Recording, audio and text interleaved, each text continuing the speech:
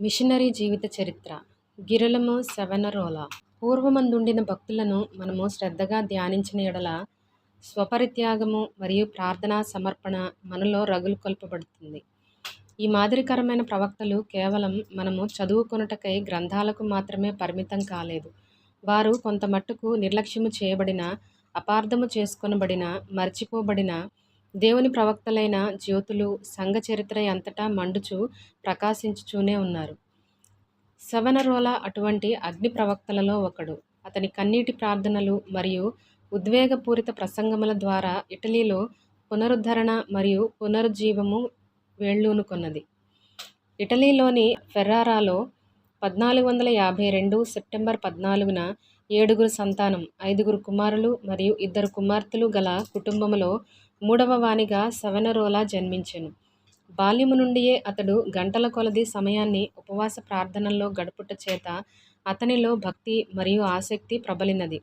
అనేక పర్యాయములు అతడు మందిరములో మోకాళ్ళూని అనేక గంటల పాటు అత్యాసక్తితో ప్రార్థించేవాడు. అతడు తన చుట్టుప్రక్కల ఆవరించియున్న లోకము, పాపమును గూర్చి ఆత్మలో తీవ్రమైన వ్యాకులముతో తన హృదయాన్ని దేవుని సన్నిధిలో కుమ్మరించేవాడు. ఒకవైపు ధనవంతులు అనుభవించే సుఖభోగాలు, ఆడంబరము, ధనగర్వము, మరోవైపు దీనులైన కూలి పనివారు అనుభవించే కఠినమైన పేదరికము అతని లేత హృదయాన్ని బహుభారముతో నింపాయి.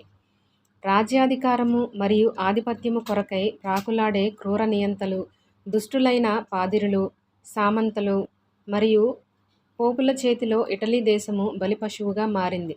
పరిశుద్ధత మరియు సత్యము కొరకు పరితపించే అతని యవన హృదయాన్ని ఈ పోరాటాలు ఎంతో బాధించినాయి. అతడు అతి తక్కువగా మాటలాడి ఎల్లప్పుడూ మౌనంగా ఉండినాడు. అతడు ఏకాంత ప్రదేశాలలో ఒంటరిగా పాటలు పాడుటకు మరియు తన హృదయాన్ని పిండివేస్తున్న ఉద్వేగముతో విలపించుటకు ఇష్టపడేవాడు. ప్రార్థనే అతని గొప్ప ప్రశాంతత గనుక తన చుట్టూ ఉన్న దుష్ట సమాజము నుండి రక్షింపబడుటకై పరలోక సహాయము కొరకు బలిపీఠము ఎదుట విలపిస్తూ ఆ మెట్లను తన కన్నీటితో తడిపేవాడు. ఒక దినమున అతడు తెరువబడిన పరలోకపు దర్శనములో సంఘమునకు కలుగబోవు శ్రమలు తన కళ్ళ ఎదుట కదలాడుట చూచాడు. అతడు ప్రజలను హెచ్చరించమని ఆజ్ఞాపించుచున్న దేవుని స్వరాన్ని విన్నాడు.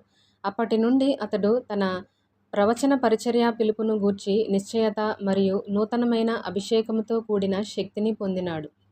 అప్పటి నుండి అతని బోధ ఉరుము శబ్దము వలె నుండి పాపమును గూర్చిన అతని గద్దింపులు ఎంతో కఠినముగా నుండుట చేత వాటిని విన్న ప్రజలు వీధులలో మౌనులై కలవరము, భీతితో నింపబడిరి.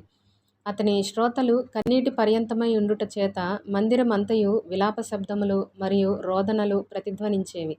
అతని ఉద్విగ్న ప్రసంగానికి కూలిపనివారు, కవులు మరియు తత్వవేత్తలు సహా అందరి కళ్ళ వెంట కన్నీరు పెల్లుబుకేది.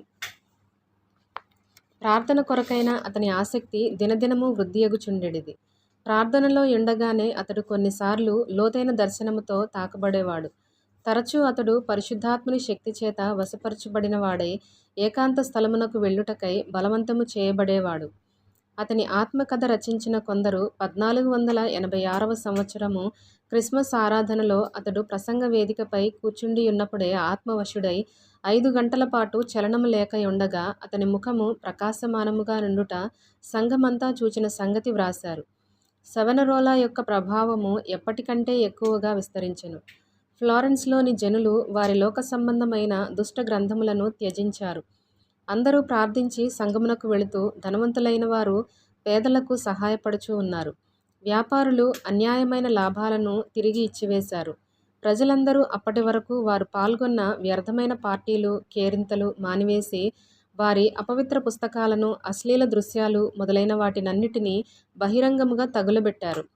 పిల్లలు ఊరేగింపుగా వీధుల్లో పాటలు పాడుచూ ప్రతి ఇంటిని దర్శించారు.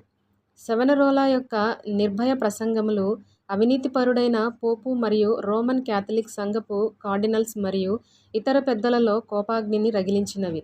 అతడు బెదిరించబడి, వెలివేయబడి చివరిగా 1498లో పోప్ అలెగ్జాండర్ 6 యొక్క ఆజ్ఞ మేరకు కొట్టబడి, బంధించబడి ఇటలీలోని ఫ్లారెన్స్ నగరములోని ప్రధాన కూడలి వద్ద బహిరంగముగా కాల్చబడెను.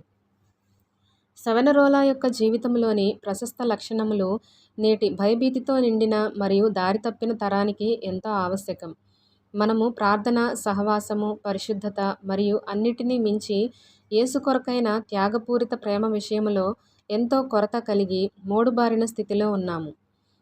క్రీస్తు శరీరమై ఉన్న మనము ఈ పరిశుద్ధ సూత్రాల వైపు తిరగనంత వరకు వాస్తవిక పునరుద్ధరణ మరియు పునరుజ్జీవం కార్యసిద్ధి కావు.